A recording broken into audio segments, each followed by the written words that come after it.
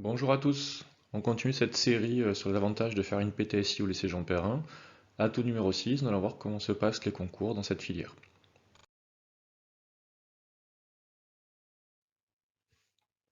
Alors, comment se passent les concours? Donc, je vous ai mis ici le calendrier ici du site SCEI pour la session 2021.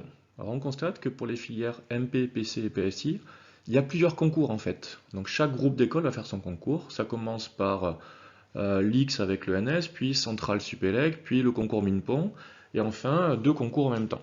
Donc là, on s'aperçoit que les candidats vont passer jusqu'à 18 jours d'épreuve, étalés sur 4 semaines.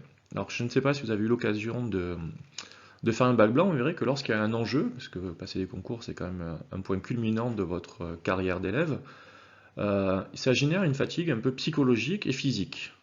Donc au début, les premiers jours d'épreuve pour le concours XENS, les élèves sont plutôt en forme, et puis après, deuxième série de concours Centrale Supélec, un peu plus de fatigue, etc. Donc c'est relativement usant.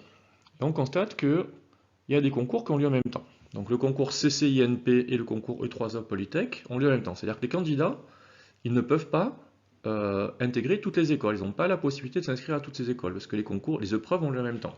Donc par exemple, si un candidat a envie d'intégrer une école du groupe INP, par exemple l'ENSIMAG, mais en même temps se dit pourquoi pas postuler à l'ECAM ou à l'ESTACA, c'est pas possible parce que les épreuves ont lieu en même temps. Donc pour pallier à ces défauts, à ces inconvénients, dans la banque PT, c'est une banque d'épreuves qui est commune. Les épreuves vont durer que 8 jours, donc 8 jours sur 2 semaines. Donc ça va faire en sorte que les candidats, potentiellement vous bientôt, sont relativement frais sur toutes les épreuves et percutent et réussissent au mieux leurs épreuves. Et en plus, comme c'est une banque d'épreuves commune, on a la possibilité vraiment de s'inscrire à toutes les écoles. On n'a pas de choix à faire, on peut vraiment intégrer toutes les écoles d'ingénieurs. Alors on pourrait se dire qu'avec ce système de banque d'épreuves commune, si on rate une épreuve, on rate toutes les écoles. Les organisateurs ont pensé à un système pour que ça n'arrive pas.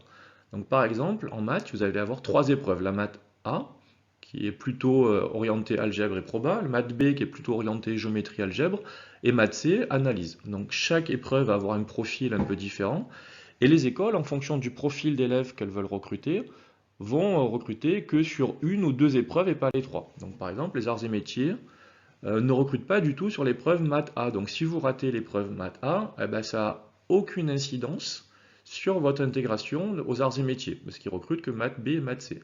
Par exemple, le NS ne recrute que sur maths A et maths C. Donc si vous ratez un peu l'épreuve de maths B, aucune conséquence sur le NS. Par exemple, Polytech recrute uniquement sur maths C, etc. Donc, et c'est pareil dans les épreuves de SI, de sciences de l'ingénieur, de physique, de français et de langue. Donc les organisateurs ont pensé à tout ça. Donc j'espère que ça vous aura aidé à choisir votre filière un petit peu sur l'aspect qu'on se passe les concours, qui est la finalité des classes préparatoires aux grandes écoles. Merci de votre attention.